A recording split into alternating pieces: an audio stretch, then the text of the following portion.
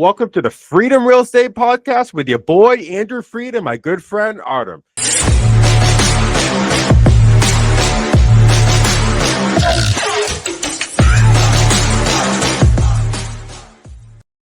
It is our pleasure to introduce Jonathan Greene.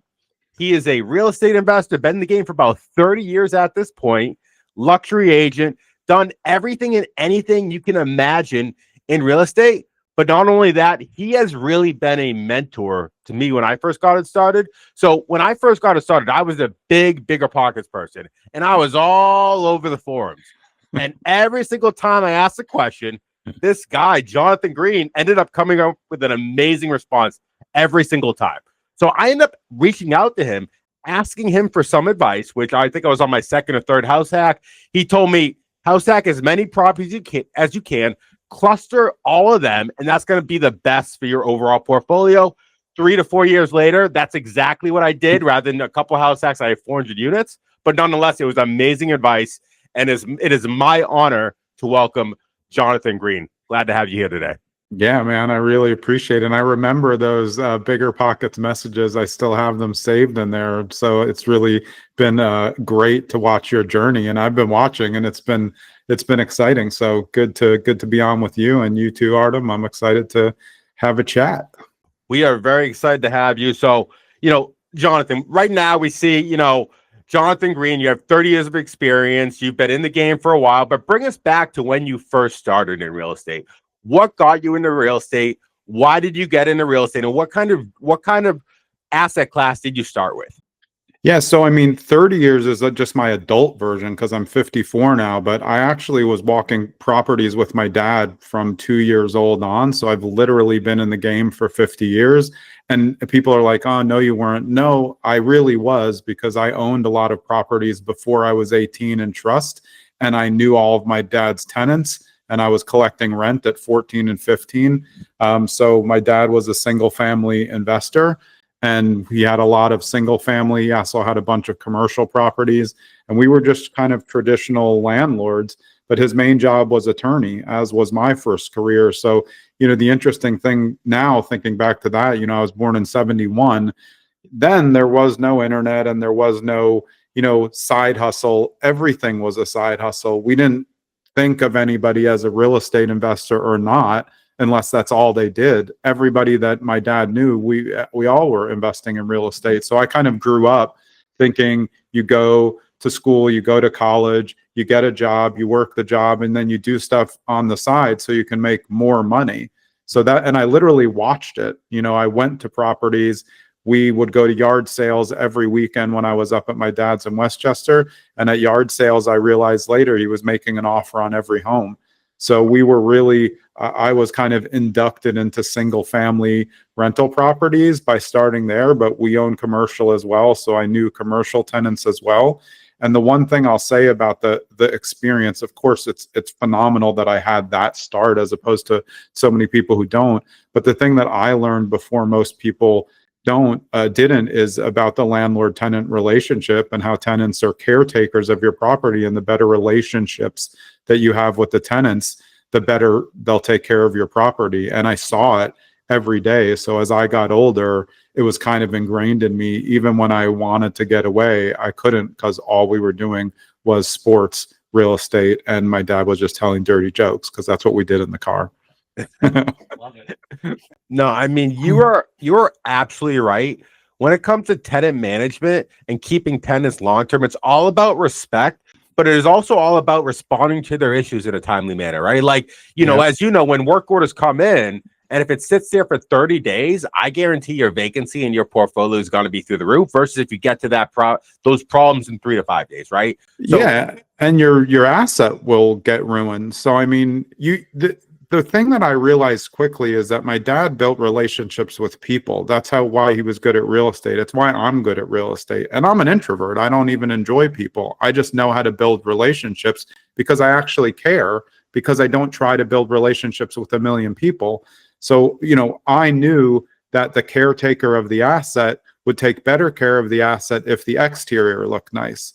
If they're coming home and the outside looks like crap, they're not going to take care of the inside. And to your point, if you're not setting up a set of expectations when they move in and they know that you're available, that water drip is just going to keep going. And we've all seen it, hey, why didn't you call me? Now it's all moldy and there's black mold and you're breathing in the black mold. You've never even called me. They're like, well, you didn't respond to my first several requests. So, I don't know what to do. I'm just a tenant and I don't have the money to fix a water problem. So yeah, I mean, we're in complete agreement, but I think, landlord tenant relationships get a bad name because of course, if you watch the news, everyone thinks, regular landlords are all slumlords and that tenants are all out to get them. And there's certainly a little bit of both, but generally most landlords, they're not, these huge conglomerates. They're just people like us who really like to provide homes for people and are, sometimes softies. My dad didn't collect rent sometimes for like 6 months at a time. I have a long story about that, but, I learned why later because he actually cared about the people and he just figured it out later. Yeah, I mean, I think there's a common theme here. I think all of us are in blue states. A lot of the rentals we have, it's, tenant-friendly states, right? And people imagine that, that sort of environment's hard to own real estate, hard to make money in, right? But ultimately, you and I both know when you manage a relationship, when you treat your tenants with respect, right? The process, the success in those markets is so much easier, right? Yeah, I mean, the majority of my properties growing up were all in New York, traditionally one of the allegedly hardest states for landlords, never had a problem. The biggest problems we had were with foreclosures back in the old days before the internet, where we would buy the foreclosures and the people just wouldn't leave. And eventually you would just get them out. But we let people stay like 2 years after a foreclosure with paying no rent just because we were nice. I mean, my dad was nice at the time. I was like, kick them out. I didn't understand. I'm a teenager. Like, I just like, give me money.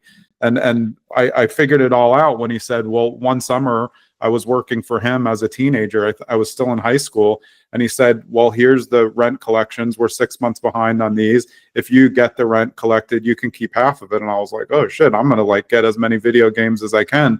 And I figured out how to do weekly payment plans because I was sick. I was at least 16 because I was driving. So I just said, look, and I'll swing by every week this summer and just pick up a partial payment. And it started to work because I realized that those renters, they weren't frivolous with their money. Other stuff just came up if they kept it until the end of the month. So if I swung by weekly to take the payment, and just PS, I do think this is going to be an opportunity for landlords to make it easier for some tenants in the future, especially because you can just do it online. They just didn't spend the stuff. And in the end, they appreciated it more because sometimes they would, be out at night on a heater and they, buy a couple extra things. But in the end, it's just like, no renter, unless they're a professional tenant, which we all know what that is. They have the design on doing this to you. They don't want to be behind on the rent, just like no one wants to be in foreclosure. But, you get that way because of some bad decisions and sometimes just bad, partnerships between landlord tenant, or, what you're doing with your own money. But this was one way I figured it out. Yeah. Very clever, actually. So I have a question. How Yeah. of this landlord-tenant relationship and just real estate in general, you learned from your dad versus how much you learned on your own later versus how much you got from educational sources? I mean, I think I probably learned, obviously up until I started doing it on my own, it was really like 100% my dad. And I mean, because I did everything with him. So I wasn't like, when I was at my mom's, I wasn't doing real estate, but I was still thinking about it, and then I think even as I got older, and I started doing, I did my first kind of live and flip in my very early 20s, but I had already owned, 15, 20 properties in partnerships, and I knew what was going on. So I think I would say that my development is all built on the foundation that my dad laid for me. And I've taken it to a level, especially after he passed away, that is something like he would be proud of. And that's what makes me proud to pass it on to my kids. That's awesome. Yeah, and just going back to your original point about those payment plans, I think ultimately you bring up a really good point. And these I mean, in general, to be a good landlord, it's all about creating win-win scenarios, right? And in this particular scenario, you created a win-win for them in the fact that you offered them smaller payments, but you got your rent, right? And I'm sure Artem has many examples of doing that as well. But when it comes to managing a portfolio in a tenant-friendly state, it's all about creating win-wins. It could be a cash for key situation. It could be potentially moving them to another unit, right? But these are the things you have to do to be successful in these unconventional markets. Yeah, I mean, you have to adapt, and everything is a learning kind of mechanism. You get a different property, you buy a multifamily, the tenant base is a little different. There's more people in one unit, and you're like, oh, that's a little bit more wear and tear on the common areas. You have to fix stuff more often. I just think I've never, again, I've been walking properties for more than 50 years. Every single time I walk into a property, I see something likely that I haven't seen, or that I'm like, oh, that's pretty cool.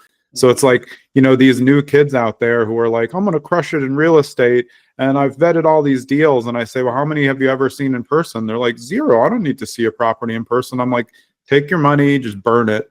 You're going to lose all your money. How can you're going to start buying properties you've never been in a basement? Like, oh, they're like, well, there's no photos of those. Yeah, no shit. That's where all the problems are. Like, that's where you learn stuff. Oh, there's no photos of the entire exterior. No, of course not. Great, because that's where you're going to see all the things. Oh, it's weird. There's no photos of the backyard. Great, that's where all the stuff is buried. We're in the Northeast. There's a lot of stuff back there. So I just think like this kind of new hustle and grind real estate investor guru mentality is just creating very, very, very bad habits. You can still do exactly what I did, even though you have the internet. Not to say that technology is great. I mean, I love it. I use it for a lot of stuff. But for people who are complaining like, technology doesn't work for my investing, you can just go out and go to yard sales like I did as a kid and go knock on doors and run lists for free, on county websites, or pay a little bit on list source, build a list, call the list. I mean, when I got older, I was just really good at building smaller lists. And I've never been a what I call spray and pray marketer. I just build small lists of what my buy box is, and I'll just go after them. And I know that one postcard's not getting the job done. What's a tenant situation or a walkthrough that really surprised you or maybe taught you the most? Is there one that stands out?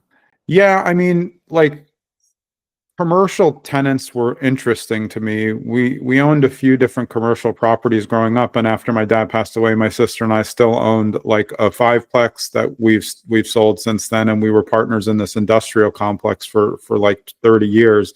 And I think the differentiator between commercial and residential was very interesting to me. The tenancies were less emotional. So the relationships to me, as someone who's kind of like not emotional except for my kids, were much easier to handle on the commercial side. And I'm kind of like surprised that I haven't done more commercial. Every year I'm like, just focus on commercial, quit it, stop trying to flip, like just get commercial buildings. But I also then later, when my sister and I owned the 5-plex kind of like mini mall retail strip mall, I realized that there is a trade-off. The trade-off is when things go vacant, they go vacant. Yeah. When you lose a gym in 2 bays of 5 units, you're going to be at it for a while because it was configured like a gym, and Verizon doesn't want to pay the build out. And when we eventually sold that to the deli, who was the cornerstone property of the mini mall, and we sold it on seller finance. So I've sold multiple deals to tenants on seller finance, and that's where I kind of learned more creative strategies because we had 2 out of 5 vacancies. So you can't sell, no one's getting a loan on that commercial property. So we only had really an option was seller finance. And like, thank goodness that the deli wanted to buy it. And then he turned it around in 18 months and sold it. And we were like, what are you doing, bro? Like, this was our money train. We were avoiding capital gains. And then he sold it. And we're like, okay, well, again, like you're saying about win-wins before, good for everyone. I never begrudge somebody doing well on a property or me doing well and then them doing well also. Like, you're just not supposed to hit home runs. You're supposed to be a 300 hitter. You're going to do awesome. Yeah, I mean, financing is Andrew's bread and butter. That should be your middle name. Yeah, it might be. Yeah, I mean, I can relate on the uncertainty when it comes to commercial units. I mean, Yeah. the fact that like you hit a vacancy and then now you have to consider, do I have to do a build out? Do I got to put 20, 30, 40 Exactly. grand and actually adjust this so a tenant would actually find this desirable? And then you adjust it because you think you know who the tenant sees, and then a massage parlor wants to come in, and you just did it like a phone center, and you're like, what am I doing? But it also doesn't show well when you haven't cleaned it up. So it's like, from someone who looks at a bunch of commercial properties, 90% of them just look like, a bunch of ostriches ran and took dumps everywhere because they're waiting to find out what they want to do on the build up, but it doesn't look good. So like commercial properties sit too, which as a buyer, it gives you a lot of opportunities. It'd be cool if rates were lower, but I just find it fascinating that real estate is a learning mechanism every day as long as you're getting reps. I just don't think you can learn as much online. I do think you can learn from people like us. You can learn from podcasts, but like you need to hit the dirt. Like you need to look at properties. You need to smell properties. You need to understand what the difference between a smokehouse and a cat pee house is. And, when a tenant says, oh, there's a problem here, and though you can smell that it's fire, then, like, hey, maybe there's a problem here, or there's something else going on. There's just so much that you can learn, and you have to if you're going to be a landlord with all these units like you have. Yeah, you're absolutely right. And, one of the way I kind of hedge my bets when it comes to commercial versus multifamily is I love, like, if I can find a multifamily property with like the ground level being commercial. Yeah, right. That's my fave. Love it. That's a nice hedge against it, right? So if those units are vacant, your residential units cover the overhead. And my other tip is like, if you're going to underwrite a commercial property, always be conservative. Oh, yeah. I mean, be conservative when you're underwriting anyway, because the spreadsheet warriors, you just switch a cell. Oh, look, the whole deal works. No, it doesn't work because you switched a cell on a spreadsheet. But one thing that I want to say, because you brought up that kind of small mixed use, which is my favorite asset class, which it's all I want to buy and I never buy it.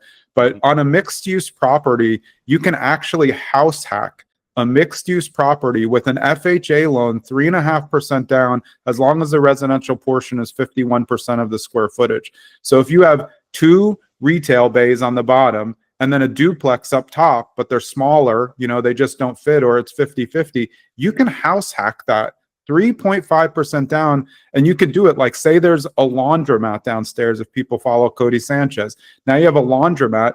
All laundromats always run with the building. You buy the building, you get the laundromat for free because they don't want to operate it anymore. Now you have a laundromat, a producing asset, 2 units upstairs, and you can house hack the crap out of it by doing an FHA or just low money down or owner occupant. You don't have to put down 20%. And on top of that, you can also do a rehab or a 203K loan if it needs some work. Yep. Now you're house hacking and you're getting money from the bank to do the renovations. Yeah, and you get a diversified asset inside of itself, which I think is, to me, that's what I always preach. Now there's another kind that I'll just talk about in a sec, but like just to have residential and commercial in one hedges the things that we were saying before. Okay, your retail goes out, maybe longer vacancy, but hey, PS, longer tenancy, more solid tenancy most of the time. In small towns, you also have the opportunity to let people start businesses where they're never going to be able to start a business, in another town where it's $8,000 for Main Street rent. You can have people try it out, and you can do pop-ups and stuff like that. There's ways to make money on your retail space without having a year-long tenant as well. But then when I'm talking about this like diversified inside one asset, now one of my favorite things is for people who own multis, which I know, Andrew, you have a ton of. If you own a 3-family, you have the option to diversify your income. You go long-term rent, mid-term rent in one, and short-term rent in the other. You could do it in any place, anywhere in America, and I guarantee you it will work. And you'll triple scale your income and hedge your bets against each other. You do have more wear and tear. It maybe is not just going to be the best strategy in your town, but I've seen very few towns where at least midterm rentals will like where they won't work. And I'd be shocked if a random short-term rental wouldn't pay itself as much as your crappy long-term rent if you did it right. You just have to furnish them. Yeah, absolutely. Furnish Finder is actually a really big thing around Boston because of all the traveling nurses. Yeah. And I've been doing that. I have two of my units now, and it's working out great. I'm getting $300-400 above market rent just for putting in some furniture. And great great tenants. The thing about midterm rentals, which I like so much, is you don't need amenities. All they do, it's either going to be traveling nurses, fire or insurance displacement. Now we have a lot of contract workers coming in. If you're in a college town, you can crush it on visiting professors, 6 months, boom, that's nailed. It's just a no-brainer. There's so many ways that you can do real estate, and people sit around and they're like, oh, I don't like my long-term tenants. Well, you have more options now. Oh, I don't want to furnish it. You can furnish a midterm rental in a multifamily for like $2,500 on Facebook Marketplace with very fine stuff and very limited, one set of you just go, get your utensils and stuff at IKEA. That's all they want. They just want it to be comfortable and a little bit streamlined on the inside. They're going to work most of the time. They're going to come there. And if you go pet friendly also, and you have a yard and you have a parking space, you're just going to clean up versus what you get in long-term rent. Again, long-term rent more stable, but that's why it's cool when you have a multi to test it out. What if your midterm rental does well and then you start to realize like, hey, now we have a backlog, insurance companies want to use it. We'll just swap that short-term for a midterm because you're just going to keep your occupancy high. Exactly. Yeah. I mean, that's the amazing thing about real estate is there's so many ways to hedge your bet, right? Like you're talking about hedging your bet in accordance with like income and different asset classes within the building, right? You can also hedge your bet in regards to, different economical, different demographics in the economy, right? So you could have, one person being Section 8 or housing assistance, one person being blue collar, one person being white collar, right? And then at different cycles in the economy, each group is going to be affected differently, but that could hedge your bets to ensure that you always will at least have, in that particular case, 2 of the 3 units rented. Yeah. What about a 3 or 4 family that has 8 garage spaces? We're in the Northeast, you see them, they're random. You're like, why the hell do they have some garage spaces? And the people are like, oh, I don't want that. I don't need to give 2 spaces. Hey, dum-dum, you can rent those out. Like you rent out the car spaces. If you're near a train and you can get car garage spaces, you can just rent those to contractors. You'll get at least $250 a month to like $500 a month for something that's just sitting there. So it's just like the way that you look is really the problem. And your traditional sites like Zillow and Redfin, they don't make it easy to search. That's why it's great for people like us who have licenses. I can look for all the weird shit online, and that's how you find deals. You're like, I wonder, that just looks weird. It looks kind of like a dump, but you have 6 garage spaces in the back, or you have, 12 parking spaces, rent them out. Oh, you have 2 sheds? Great. Go on neighbor.com and rent those out for storage for $90 a month. Like you just have to figure it out. And so I grew up again with my dad. We literally had an ADU at every property growing up. My house has an ADU now. My kids have both lived in it. My son lives there now. My daughter lived there for 2 years. I lived in ADUs growing up because we were loud and my dad didn't want us in the main house. But like we also had tenants all the time. We'd buy a house and then he'd build a smaller house down there. Very rarely probably did he permit because the lot was big enough. No one even knew. He just pop a tenant in there. I'm like, what are all these weird people doing around? He's like, that's a tenant. They pay me money. I'm like, that's pretty smart. And we had, I remember one shared a kitchen. Like there was a door to another unit, but the main kitchen was in the main house. And I was like, who the fuck who is that? And they're like, oh, that's our tenant. They live over there. And even as a kid, I was like, this is kind of genius. Like I like, my dad always talked about money. Like he taught me about stocks, everything. So I was always in this kind of mindset of like, that's just smart. And the funny thing that I know from my podcast, and I know from your trajectory, is all the people who are old school were all doing shit like house hacking, and all these things. They just had no terminology, but almost everybody that you talk to has done some type of house hack or short-term rental strategy well before it was internet times, because they just were smart about figuring out how to make money through their assets. I totally agree. And Artem here's a perfect example of that. I believe he did 5 house hacks in 3 years and achieve financial freedom. Like you got to commend the guy. That's awesome. Most of those are actually living flips too, because if I'm here, I may as well do some work or get some sweat equity in as well. But that's actually a really big theme on the Bigger Pockets episodes and channels as well, is what level of discomfort you're able to deal with. If you can handle a tenant in your space, or you don't mind sharing something and renting out part of your space, you just get the financial freedom that much faster. Yeah, and I think, when you're looking after, you're looking for financial freedom, people are really chasing time freedom because the financial part is scalable depending on what you need for your life, where you live, and really what you want out of life. Some people just want to go and live in a van all year. Like, you don't need that much to get to financial freedom. But to your point, which is great, you do have to understand, like, what am I comfortable with? And I think you need to do that as a landlord too. Am I even going to like this? Or am I going to waste a bunch of money on property management when I'm not at scale? Like, there's a lot of ways to lose money that you shouldn't lose. Like people who getting into short-term rentals now, and they're like, oh, I'll just hire someone to manage it for 30%. Like, just take the money and piss it down the drain. It doesn't make any sense. Like, there's so many systems that can help you. You still need to it's still a job. There's people out there who think short-term rentals and multifamily and house hacking is passive. And you're like, bro, that's not passive. Syndications are passive and triple net is passive. Nothing else is passive. And, those, if you don't pay attention, you're going to miss the signs as well. Yeah, I mean, I think to your point, people think of real estate as mailbox money, and to truly be successful in real estate, you have to think of it as a business, right? You have to think of it as a business. You're creating a company with values, with an org chart, with structure, with systems. If you don't think about it like that, real estate will eat you alive, and it will eat your returns alive as well. Yeah, I mean, I've seen it over and over, and I would say that each property to me is a new business.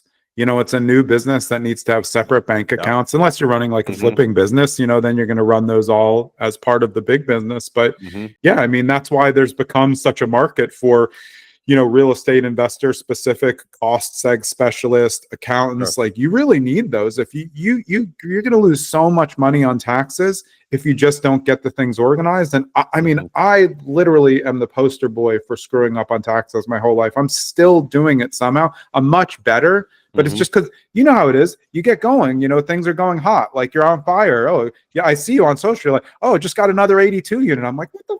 Like, how are you doing? Like, you just are in go mode. But then you look at the end of the year and you're like, well, that's not. I thought I was making a lot more money.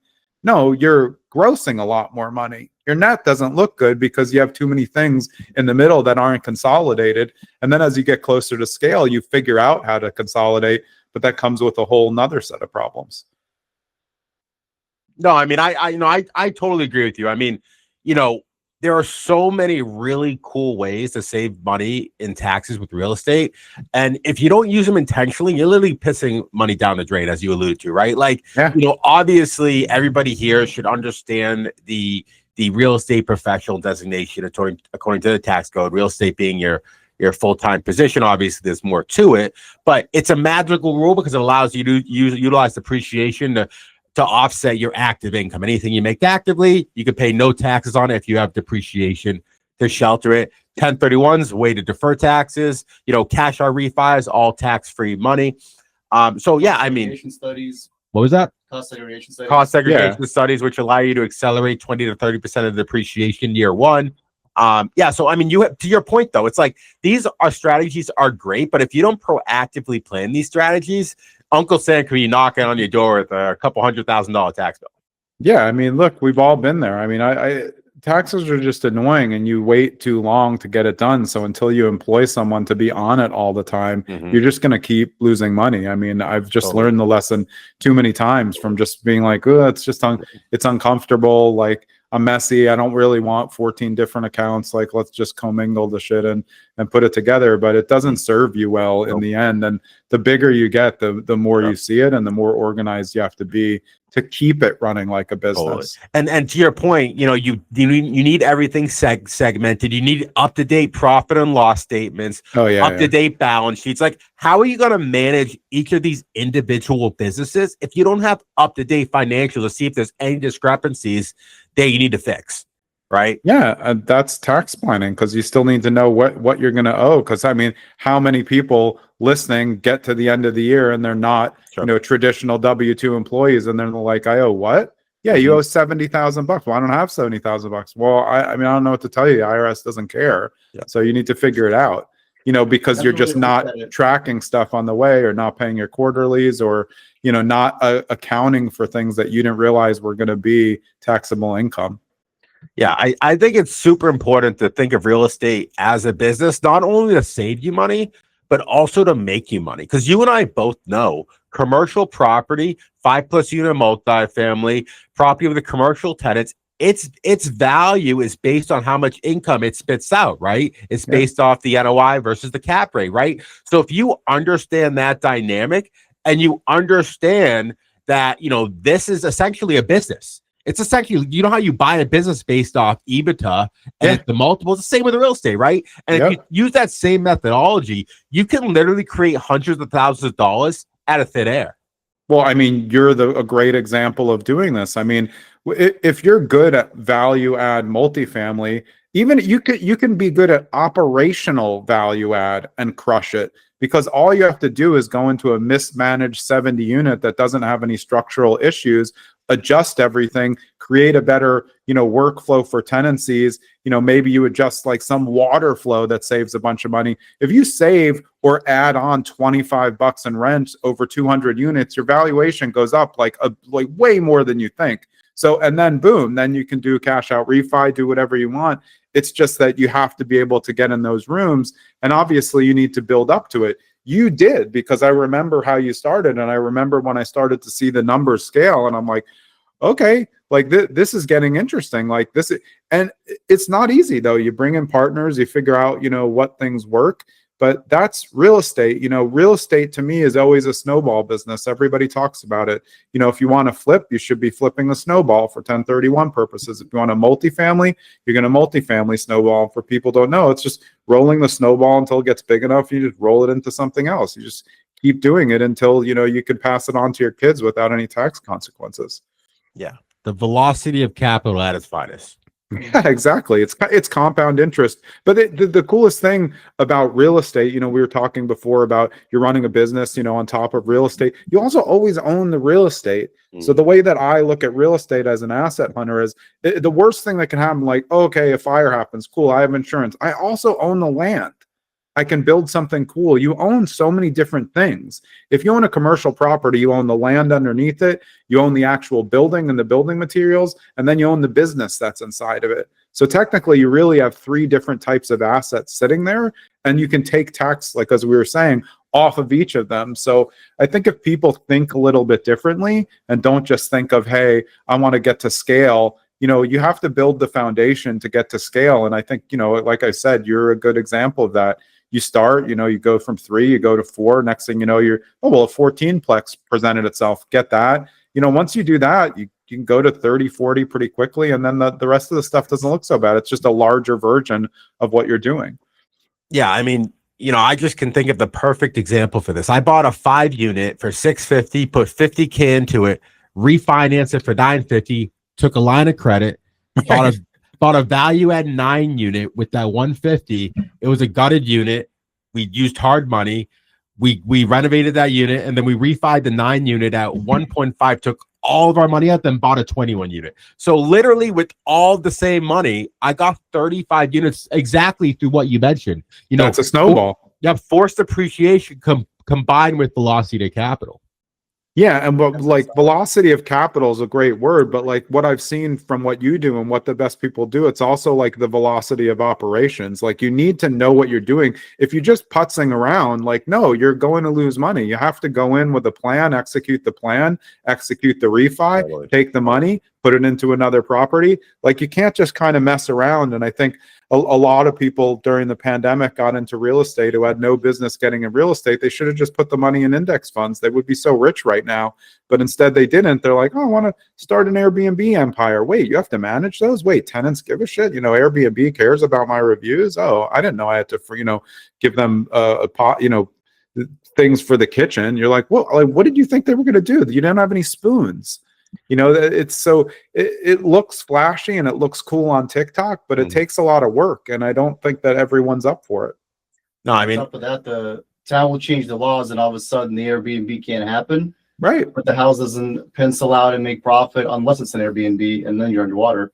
Right. Wait, what's your backup plan? Every asset needs a backup plan that still pencils. It doesn't have to be perfect, but you need to know.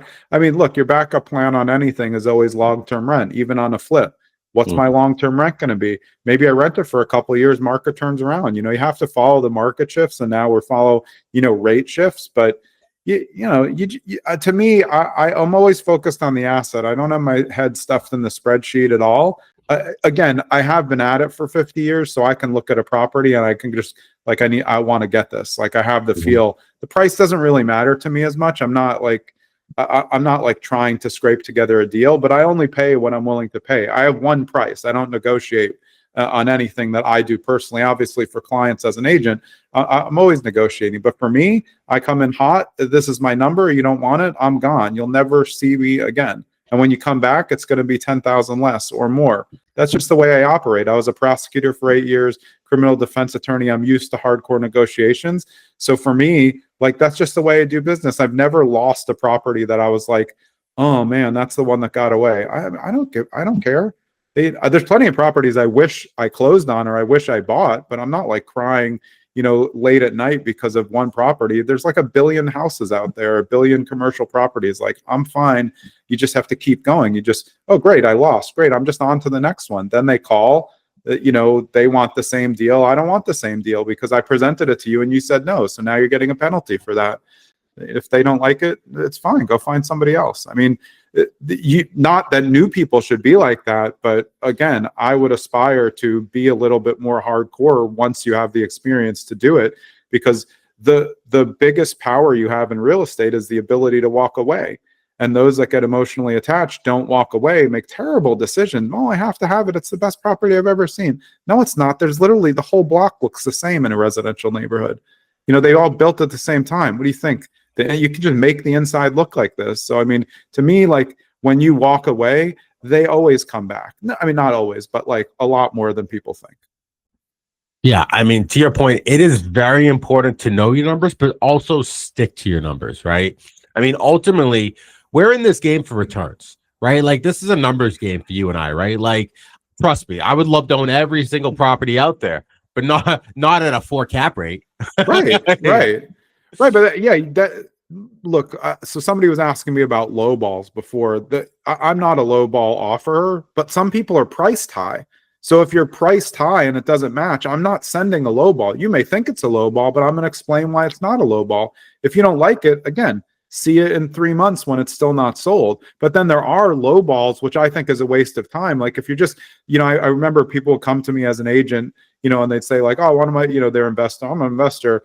I want to make, 10 offers a week on every property, that fits this buy box. I'm like, how's that a good use of my time? All the agents are going to hate me and your offers all suck. Well, I'm just hoping someone accepts. I'm like, yeah, that's not really the way that I do business. I do business on properties I want to get, not just on all of them. So I think that people, maybe they took a course, maybe they watched another thing on YouTube that said, hey, buying 10 Section 8 rentals in Detroit is a good idea. It's not a good idea unless you're experienced. It's not a good idea to start flipping now unless you're experienced. It's just not. You can fight with me in the Bigger Pockets forums all you want. I'm never going to tell you it's a good time to be a first-time flipper, because you're going to lose money, or you're going to make a little money if you don't have help or a partner.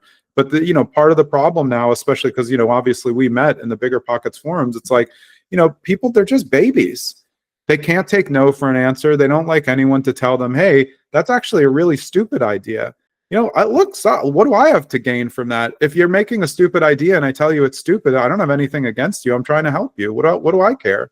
I'm doing it for free and just going into a forum, and then, people are melting down because they're not getting what they want. They're used to this kind of participation trophy culture where it's like, well, whatever idea I have is going to be a great one. It's not. That's how you lose money in real estate, and then you don't hear from them again. Yeah, I mean, to your point, real estate is not easy, and it's, it's all about, either, having the expertise or leveraging somebody with the expertise, right? So, kind of leading into that sort of questioning, if you could kind of go back to your 20-year-old self and give him 3 pieces of advice that you could not live without to be successful in this world, what would those 3 pieces of advice be? 1, listen to everything your dad told you. That, for me personally, I wouldn't say everybody should listen to their dad. My dad was never wrong about anything. He did a lot of deals that weren't great, but he always led with his heart. And he was right about everything in my personal life and my business life. Guy just knew, and I think, again, my kids are, about to be 24 and 22. They're starting to see it too. Like, this guy, he's kind of smart. I'm like, oh, thanks. So that's what I earned. Number two, I would say, take care of my own mental health first, and not like mental health, like I'm in distress, but like your own kind of just security around yourself. Because if you're not okay, if you're struggling, or if you just don't feel good about yourself, you're going to be the worst business person ever. When you're stressed out because you've got family problems, that's not time to buy a property. You're going to make a stupid deal, and then you're going to not do upkeep on the property. So taking care of yourself was a big mindset shift for me about 10 years ago that helped me reframe my life and focus on the things that matter and get rid of the things that don't. And then three is probably one that everybody's heard. It's that, surround yourself with the 5 people that you want to be like. But I kind of think of it more of that Napoleon Hill like mastermind. If you imagine the 5 people that you want to talk to the most, like think of creating tables like that. Be the smallest person in the room for a change. What do you have to be the big guy all the time? It's good to be a big guy too, because then you can help other people, but you're not going to learn everything if you just surround yourself with people who aren't doing what you're doing and don't have the dreams and goals that you do.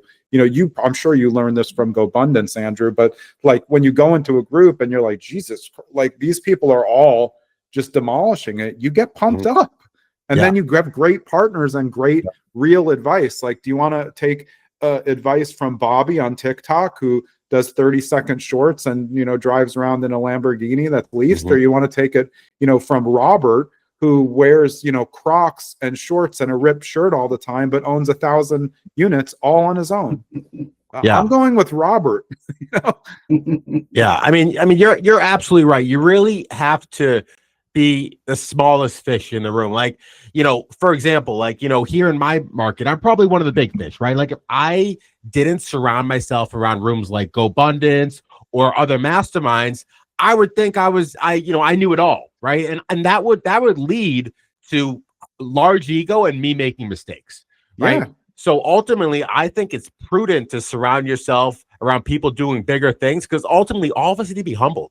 Right? Oh, so much. Yeah, I was thinking the same thing when you talked about ego, because I made bad deals in my life because of ego. And when I took that kind of mindset shift and checked out for a year, it really reframed my ego. And it was weird because my dad didn't have a big ego. He was confident. I was always confident. So a lot of people thought I had a big ego when I didn't. I just know what I'm talking about. But there were deals where I was acting on ego, and I've completely eliminated that. And that comes from walking away. Like, once you walk away a couple of times, you're like, ooh, it's pretty cool to tell people no. And then I applied it to my personal life because I don't really like to do stuff. So people are like, you want to go to a party? No, I don't like parties. They suck. Like, it's not for me. And that helped kind of me take care of my own personal life, which then, of course, made me much, much better in business because I was streamlined, well slept. I was only doing the things that I want. I had time to exercise. I had time to practice all of my wellness principles. That just makes me better at business and more focused on the things that I'm excited about. Yeah. And I mean, I think that brings us full circle in the fact that there's a reason why the name of your podcast is Zen and the Art of Real Estate Investing. It's right because you think of real estate investing not just about making money, but also about mindset and cultivating a abundant sort of mentality. Yeah, absolutely. I mean, one, I when I took that reset about 10 years ago, it was really like, how do I get into myself? And all I did for a year was just work on myself, read 100 books, started my first couple of podcasts to get a taste for what that was like, wrote a ton. And then when I came back to real estate, I was like, I'm not looking at this the same. I had good boundaries around when people could call me. Everybody knows, if your listeners, that like, I don't answer the phone. No one can get me on the phone. I only text. I only do set Zooms or set phone calls. Like, my message says, don't even try to call me. Don't leave a message, just text me. Because that's my boundary. And I'm better at that because I can just put my phone on do not disturb when I'm not there. But like, for someone to think that I'm just available for a call when they want is just silly. My schedule is morning to night, whether that means meditations on there, like, my blocks are in there, and I'm not, catering to other people's schedule. So yeah, I mean, I think it's just when you look at why I started the podcast and then what I've learned from it, a lot of it around the most successful people in real estate have really good mindset. You know, and they developed it over time. It's not like they were born, came up and as a 6-year-old, they're like, meditating and doing so well. And, no, it doesn't work like that. But the more reps that you get in business and the more mistakes you make, the more that you can look at it without ego and then say, oh, I think there's a better way to do this. You said it before, like everything to me should be a win-win. If you're not in search of a win-win, that means somebody's going to lose, and that throws off the balance of the karma in the transaction. I want everyone to walk away happy, and it's very aggravating when they don't. And I used to be the one who would be pressing the buttons because of my attorney background, like when I would just keep going. And now I'm the opposite. Like when someone's going haywire, my first question always, even if it's off market, when you're doing off market, this is a good example. When you're doing off market marketing, direct mail, whatever, you get a lot of FU calls back. And my first question when I started to learn this was, hey, is everything okay? Are you all right? Because I know it can't be me. I'm just calling off of a list. Once you get that, boom, you're building a relationship. Everything changes. And that's why I was so good. I'm so good person to person, even though I'm a complete introvert and would prefer to just like kind of hang out by myself or with my kids. Yeah, I mean, ultimately, there's a reason why my title, my company is called Chief Collaborative Officer, because ultimately, real estate's a team sport. Yeah, absolutely. Right? And, you want everybody leaving the situation feeling good and feeling like they won it, right? Like, I'll just give you a quick example. Like I ended up closing on this 12-unit property. We submitted an offer through an agent. They denied our offer. They took an offer from somebody else. I happen to know that other person. They ended up bringing the deal to me. We closed. Yeah. But that original agent was pissed. He got cut out of the deal. Right. And I get it, right? Yeah. So what did I do? I ended up calling him. We ended up paying the guy an $8,000 commission outside the transaction because ultimately I want everybody feeling good at the end of the day. And that guy brought me a ton of deals. I guarantee because he feels good now, I'm going to get way more deal flow in the future. Yep. I've done the same thing. I remember this off-market property in Belleville, like, I don't know, 7 or 8 years ago. I'm in New Jersey. A lot of wholesalers were bidding at the time, and they were all bidding under 200. I mean, they have to be complete idiots because I found out what their upset value was and they owed 201. So like, you're not going to close the deal. Like they're in foreclosure. You have to pay 201 or more. So I said, well, I'll give you the 201 plus 5,000 to move. They're like, done. Literally brought back the contract later that day. They had 7, 8 offers of all people doing the same because they were running the numbers and they weren't focused on the person. What's the $6,000 off of for me? It's a great deal. And P.S. they came back to the open house. I mean, the husband was a little psycho, but like they came back to the open house after we flipped it. A little bit upset because that always happens. I always invite people back. It's a little bit like, oh, we could have done this. No, you couldn't. But okay, but that's just part of it. I'm welcome to opening them back. It doesn't always work out well, but that's part of the win-win process. And like you said, abundance is, look, you couldn't flip it. I'm here to help you out if you can. And, the way that I phrase a lot of my off market is, I want to take over as the caretaker, especially for older people. It's like, yeah, you've built something great. I don't want to ruin your house, but I'm going to fix it. I don't lie. I'm not going to live in here with your mauve carpets. I'm going to fix it up and sell it. That's what I do. I'm an investor, but I'm going to do it with care because I like that you've stayed here 50 years. I hope the person I sell it to stays 50 years also. Just going to get rid of your carpets. Mm-hmm. Actually, I want to give Andrew a nod about searching for win-wins. It's a big lesson I learned from him early on. And it comes through everything. Like even dealing with contractors, Andrew says, oh, if the contractor overcharges you a little bit, most people get fired up. But he says, no, let it go. This guy gives you so much work, or he's done so much for you already, and he's going to continue work for you. Overlook the little things in order to save that relationship. And I really like that. You're the master at that. Thank you. Yeah. I love it. I think, one thing I had to learn that's very similar to that is I needed a buffer in a lot of situations. When I flipped, I needed a project manager because everything, I'm ready to fire everyone. One thing goes wrong, like I'm ready to fire them. And so then I would do it. I fire the contractor on the second day. And then guess what? I'm getting the same crappy, not the same contractor, but the contractor's the same. They're doing the same bullshit right away. So like, I'm not helping myself. So I learned where I needed to take myself out of the business. And when my sister and I were managing properties together, I realized like, I'm not the tenant person there. I learned that from my dad, but those times were over. I was busy, you know, I was working 100 hours a week. So she would do that. And when we needed to do legal action, you know, I would do that, or if we needed a letter. So we figured out how to partner between ourselves. And I found that buffers and all my businesses really saved me from the stuff that used to annoy me. That's a great point. So, you know, John, I just really want to thank you for taking the time to really show us, you know, your ethical and mindful approach to real estate and conservative approach, because most people sell real estate as this easy thing that, you know, that you can achieve with zero work. Right. And I like the fact that you put a realistic lens on real estate for our audience. So I just want to thank you for that. So before we end the podcast, can you just tell our audience where can they learn more about you and where can they listen to your amazing podcast, which I'm a fan of, by the way? And you've been on the show as well. So it's Zen and the Art of Real Estate Investing. That's the website, zenandtheartofrealestateinvesting.com. My hub site, which has kind of everything, all the podcasts like this recording will go up on my hub site. In the speakers section, there's probably 70, 80 guest spots that I've done. That's trustgreen with an E at the end.com.